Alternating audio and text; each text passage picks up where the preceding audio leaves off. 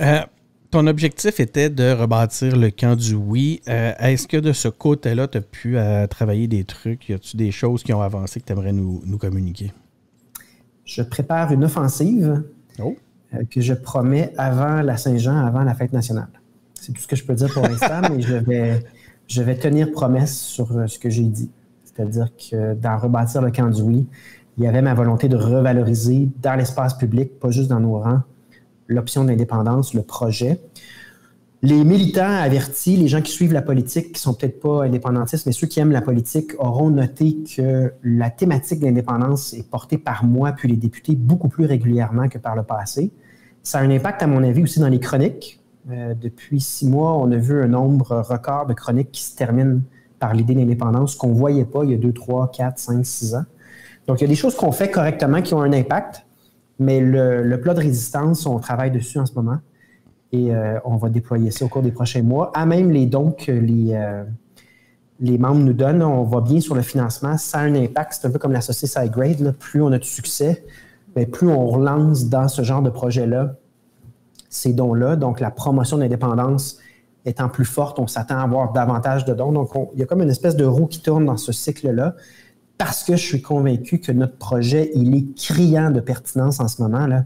Juste une journée comme aujourd'hui, là, je ne sais plus de quoi parler tellement que ça n'a pas de sens. Tu as l'invalidation d'une grosse partie de la loi 21 où est-ce qu'on partitionne le Québec entre anglophones et francophones sur la base des valeurs multiculturalistes des anglophones que les francophones n'auraient pas parce qu'ils sont... En tout cas, bref, un jugement que je vais m'abstenir de commenter avec des superlatifs, mais j'invite tout le monde à se pencher là-dessus. Puis en même temps, tu as le pouvoir de dépenser du fédéral qui est encore utilisé de manière abusive avec toutes sortes de dédoublements de ce que le Québec fait déjà.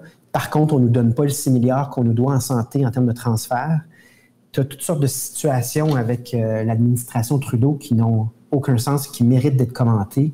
Bref, si on prend un pas de recul, puis on se demande, est-ce que ça a du sens à la lumière de ce qu'on vit en pandémie, comme sur le plan financier, les choix que font le Canada, le manque de respect des francophones, l'épisode à Taran, par exemple, la loi sur la laïcité, la loi 101, n'importe qui d'objectif qui aurait du recul. Là, avec le temps, là, quand on prendra un peu de recul, on va se rendre compte que le projet d'indépendance est non seulement criant de pertinence, mais il est urgent.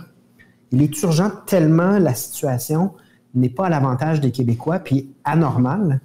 Donc, il y a ça aussi qui s'en vient, puis je compte mettre tous les efforts, plusieurs initiatives là, qui s'en viennent pour valoriser notre projet de société parce qu'on est direct dessus en termes d'actualité politique.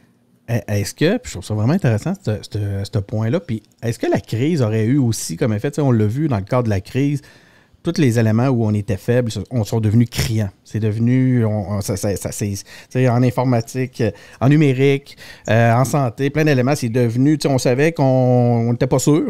Puis là, avec la crise, écoute, ça a tout été souligné. Est-ce que ça serait pas un autre point, justement, cet aspect-là du respect de la relation avec le Canada qui serait justement remis en lumière dans ce contexte-là, ou en tout cas, on aurait vu s'exacerber les problématiques, les défaillances, et que ça sera maintenant à nous de trouver l'espace qui va nous permettre de revenir sur cet aspect-là, puis de dire, voyez, d'avoir une réflexion qui nous permet de tirer des constats? Bon, ben, il y a 2 paliers à ça. Il y en a, je dirais que les considérations de notre relation avec le Canada qui sont évidentes. Donc, quand on n'a pas le contrôle des frontières puis des aéroports, puis ça laisse rentrer le virus, ça laisse rentrer les variants, parce que Justin Trudeau, après 1 mois et demi qu'on lui demande de faire des contrôles, il ne le fait pas. Là, il n'y a que des variants au Québec, puis on paie le prix. L'armée, on avait demandé à ce qu'il garde l'armée, il a refusé, ça nous a mis dans le trouble. La PCU puis l'endettement, en ce moment, là, on va frôler les 400 milliards d'endettement pour des programmes qui, essentiellement, dont on n'a pas de besoin. C'est juste pour accroître le pouvoir du fédéral, mais pendant ce temps-là, ils ne nous donnent pas l'argent dans le système de santé. C'est évident que le manque à gagner dans notre système de santé a paru dans cette crise-là, puis a coûté des vies probablement en termes d'incapacité de notre système, là, surtout les CHSLD, à bien réagir.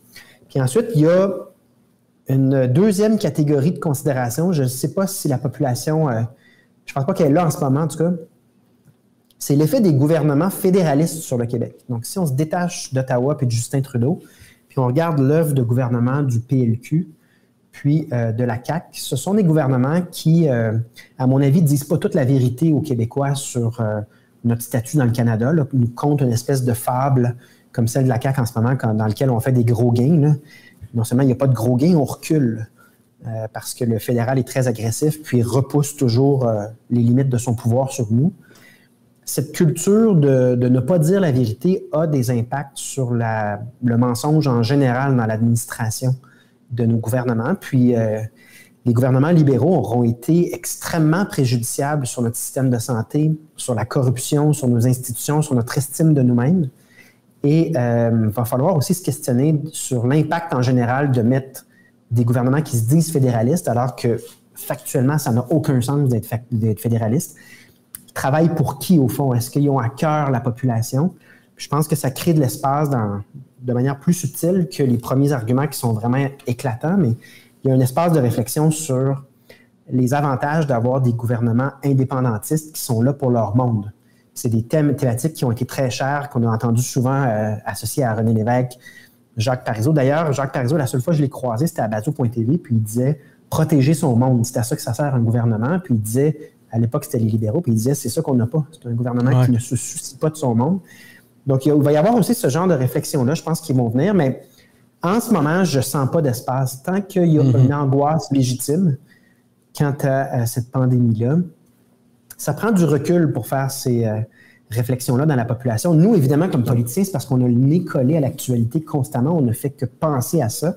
On ne peut pas demander à des parents là, qui en arrachent parce qu'ils n'ont pas de place en garderie, qui ont des difficultés financières parce que l'aide financière aux entreprises ne se rend pas, puis qui se demandent comment ne pas attraper la COVID. On ne peut pas demander à ces gens-là de faire des grands bilans politiques pour l'instant. Donc, c'est sûr qu'il y a une partie de notre action à court terme, c'est vraiment juste voir qui on peut aider concrètement à travers nos interventions, mais en même temps, on ne peut pas les laisser passer. Là. Quand il y a des choses comme la laïcité aujourd'hui, on a un devoir aussi à jouer sur des questions comme la langue française, le rapport avec le fédéral, la laïcité. C'est dans notre mission, puis c'est fondamental, je pense.